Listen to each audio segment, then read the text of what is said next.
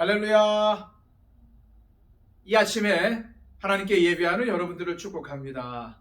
오늘도 하나님의 인도하심과 하나님의 충만한 은혜가 여러분들 가운데 깃들기를 또한 소망합니다. 기도하겠습니다. 아버지 하나님 감사드립니다. 하나님께서 우리를 사랑하셔서 오늘도 생활을 주셨습니다. 새 생명을 주셨습니다. 아버지 하나님, 하나님의 사랑을 깊이 간직하며 또한 기억하며 살아가게 하여 주옵소서.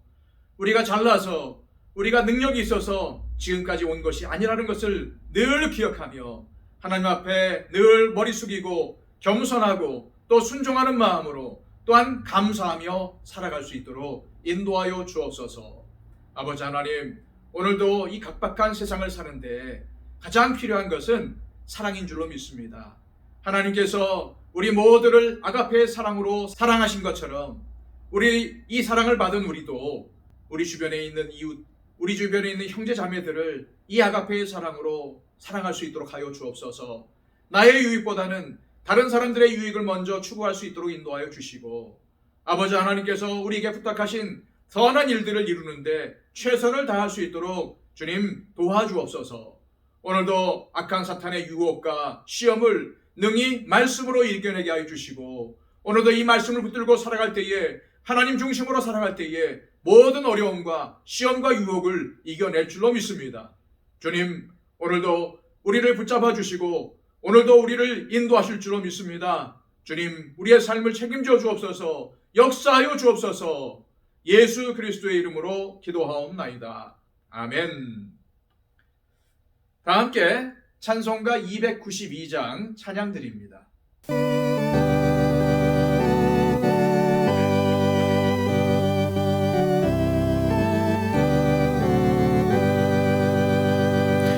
주 없이 살 수 없네 죄인의 구주여, 그 귀한 보배 피로 날 구속하소서. 구주의 사랑으로 흘리신 보혈이 내 소망 나의 위로 내 영광 됩니다. 주 없이 살 수 없네 나 혼자 못 서리. 힘없고 부족하며 지혜도 없도다. 내 주는 나의 생명 또 나의 힘이라. 주님을 의지하여 지혜를 얻으리. 주 없이 살 수 없네 내 주는 아신다. 내 영의 깊은 간구 마음의 소원을 주밖에 나의 마음 네 알아주리요. 내 마음 위로하사 평온케 하시네. 주 없이 살 수 없네 세월이 흐르고 이 깊은 고독 속에 내 생명 끝나도 사나운 풍랑일 때 날 지켜주시니 내 내 곁에 계신 주님 늘 힘이 됩니다.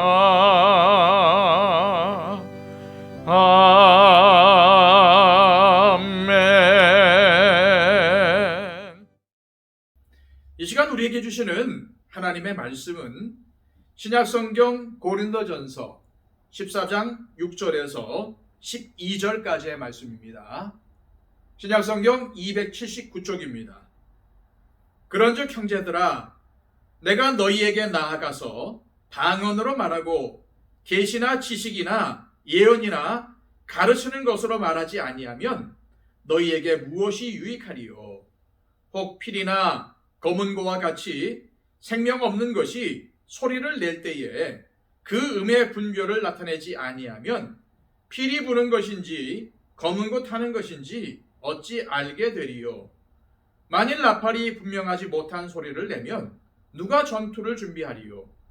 이와 같이 너희도 혀로서 알아듣기 쉬운 말을 하지 아니하면 그 말하는 것을 어찌 알리요? 이는 허공에다 말하는 것이라. 이같이 세상에 소리의 종류가 많으나 뜻없는 소리는 없나니, 그러므로 내가 그 소리의 뜻을 알지 못하면 내가 말하는 자에게 외국인이 되고 말하는 자도 내게 외국인이 되리니, 그러므로 너희도 영적인 것을 사모하는 자인즉 교회의 덕을 세우기 위하여 그것이 풍성하기를 구하라. 아멘.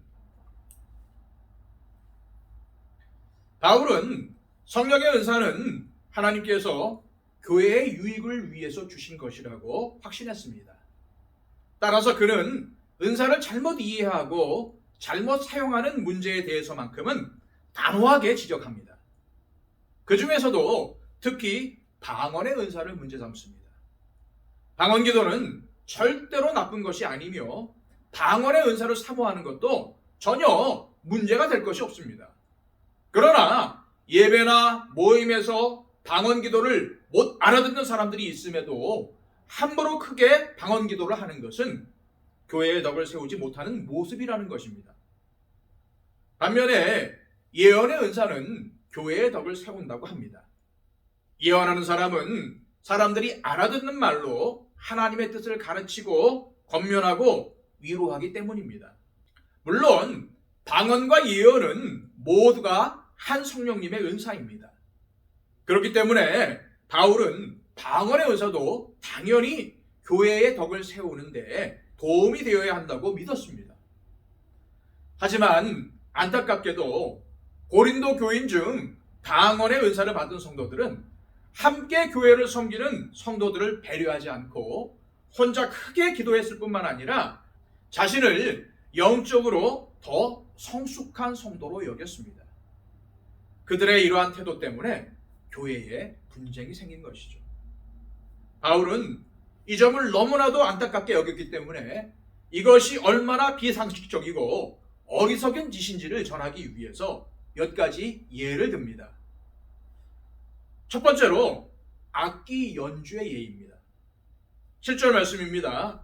혹 필이나 검은고와 같이 생명 없는 것이 소리를 낼 때에 그 음의 분별을 나타내지 아니하면 필이 부는 것인지 검은고 타는 것인지 어찌 알게 되리요?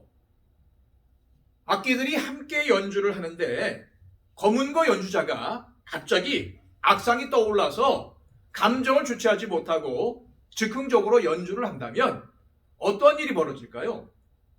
같이 연주하는 사람들이 분명히 당황할 것입니다. 연주가 흐트러질 수밖에 없는 거죠. 정말로 난감한 상황이 벌어지게 되는 겁니다. 그러면 어떻게 아름다운 하모니를 기대할 수가 있겠습니까? 연주회에서 검은고가 튀어서 다른 연주자들이나 청중들의 심기를 불편하게 하는 것처럼 방언 기도를 너무 크게 해서 함께 예배하는 사람들의 마음을 불편하게 할 수 있다는 것입니다. 두 번째 예는 전쟁에 쓰는 나팔입니다. 8절 말씀입니다. 만일 나팔이 분명하지 못한 소리를 내면 누가 전투를 준비하리요? 옛날에는 전쟁 때 나팔 소리가 아주 중요했습니다. 적진을 향해서 전진해야 하는지 또는 후퇴해야 하는지 어떠한 작전을 쓸 것인지 미리 약속된 나팔 소리로 알렸습니다. 그래서 나팔수는 약속된 나팔 소리를 내야 했고 병사들도 나팔 소리의 뜻을 이해하고 있어야만 했습니다. 안 그러면 어떻게 전쟁을 치를 수가 있겠습니까? 그런데 방언은 그렇지 못하다는 것입니다.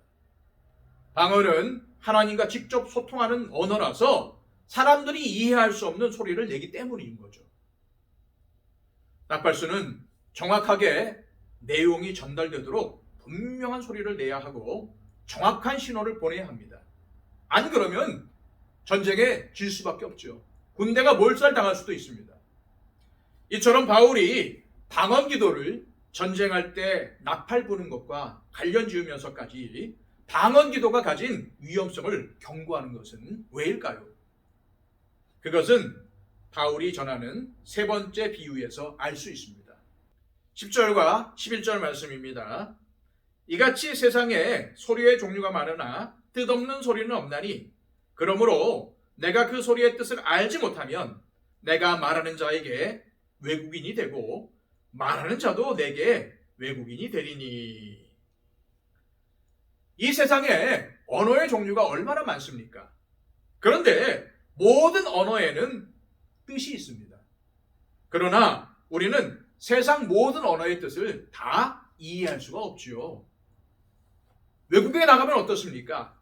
현지인들이 서로 이야기하고 웃고 떠드는데 나는 전혀 그 말을 알아들을 수가 없어서 어떻게 행동해야 할지 막막합니다.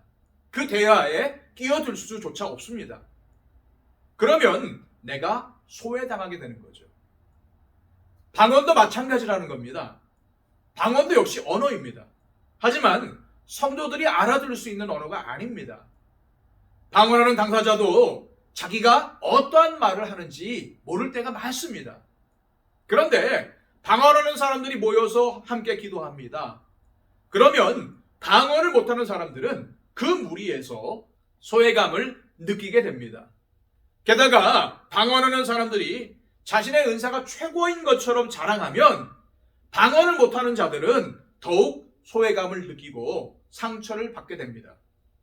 그래서 믿음이 약한 사람들은 교회를 떠나고 신앙생활에서 멀어지게 되는 거죠. 그러면 그들은 또다시 멸망의 길을 가게 되는 것이죠. 그런 이유에서 바울은 방언 기도의 오용이 단지 타인의 심기를 불편하게 하는 차원을 넘어서 누군가에게 소외감을 안겨주고 신앙의 자리에서 멀어지게 할 수도 있다는 점을 이 비유를 통해서 일깨워주고 있는 것입니다.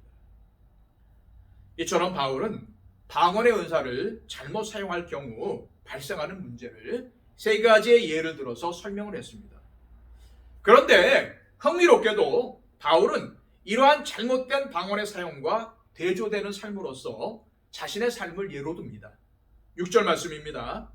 그런즉 형제들아 내가 너희에게 나아가서 방언으로 말하고 계시나 지식이나 예언으로 가르치는 것을 말하지 아니하면 너희에게 무엇이 유익하리요?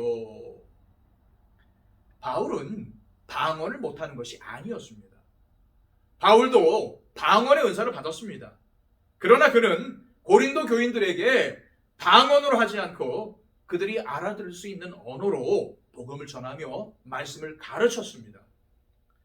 전쟁에서 나팔수가 병사들이 모두 이해하는 신호로 나팔을 불듯이 성도들이 잘 알아듣고 잘 이해하는 말로 사역을 했습니다. 그는 철저하게 교회의 덕을 세우는데 관심을 집중했습니다. 하나님께서 주신 다양한 은사를 존중하며 그 은사들이 서로 아름다운 조화를 이룰 수 있도록 섬겼습니다. 히브리어를 잘하는 사람들에게는 히브리어로, 헬라어를 잘하는 사람들에게는 헬라어로 복음을 전했습니다. 이처럼 바울에게 중요한 것은 말씀의 내용이었습니다. 바른 말씀의 전달이 사람을 근본적으로 변화시킬 수 있다고 믿었습니다. 그래서 그는 고린도전서 2장에서 이렇게 밝혔던 것이죠. 형제들아, 내가 너희에게 나아가 하나님의 증거를 전할 때에 말과 지혜의 아름다운 것으로 아니하였나니 내가 너희 중에서 예수 그리스도와 그가 십자가에 못 박힌 것 외에는 아무것도 알지 아니하기로 작정하였음이니라. 이처럼 바울은 단순하고 선명한 메시지를 성도들에게 전했습니다. 그것이 그들의 심령을 새롭게 하고 교회의 덕을 세우는 것이라고 믿었기 때문이었죠. 사람들은 다 개성이 있습니다. 성격도 다양하죠. 받은 은사도 다 다릅니다. 그렇기 때문에 서로 조화를 이루어 교회를 세워간다는 것은 정말로 쉬운 일이 아닙니다. 인간적으로 볼 때에는 불가능에 가깝다고 볼 수도 있습니다. 왜 그럴까요? 인간은 본성상 이기적이기 때문입니다. 우리는 독창을 부르라고 교회에 부름을 받은 것이 아닙니다. 합창을 하라고 교회에 부름을 받은 것이죠. 그리고 합창할 때 가장 신경 써야 하는 부분은 내 목소리가 튀지 않는 것입니다. 이는 아무리 내가 음색이 뛰어나고 노래를 잘 불러도 예외가 될 수가 없습니다.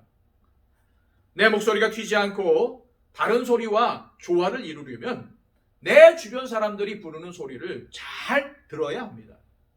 그래서 내 목소리가 다른 사람들의 목소리에 녹아들게 해야 합니다. 이것이 바로 합창을 잘 하는 비결입니다. 교회는 나의 능력을 자랑하는 곳이 아닙니다. 함께 성장하며 세워주기 위해서 모인 공동체입니다. 이 시간 기도하실 때에 우리 모두 나의 능력이 아니라 성령님의 역사로 교회의 덕을 세우며 하나님의 뜻을 함께 이뤄가는 교회와 성도들이 되게 해달라고 기도하시기 바랍니다. 그리고 또한 우리 교회 안에 중보가 필요한 분들이 계십니다. 육체의 연약함을 가지고 계신 분들, 질병 가운데 있는 분들, 여러 가지 문제와 여러 가지 어려움 가운데 있는 분들, 이분들을 위해서 기도해 주시고요. 우리 박영채 집사님, 우리 또 이복식 원사님 위해서 기도해 주시기 바랍니다. 또한 전 세계를 다니면서 복음을 전파하는 우리 선교사님들을 위해서 기도해 주시기 바랍니다. 다 함께 기도하겠습니다.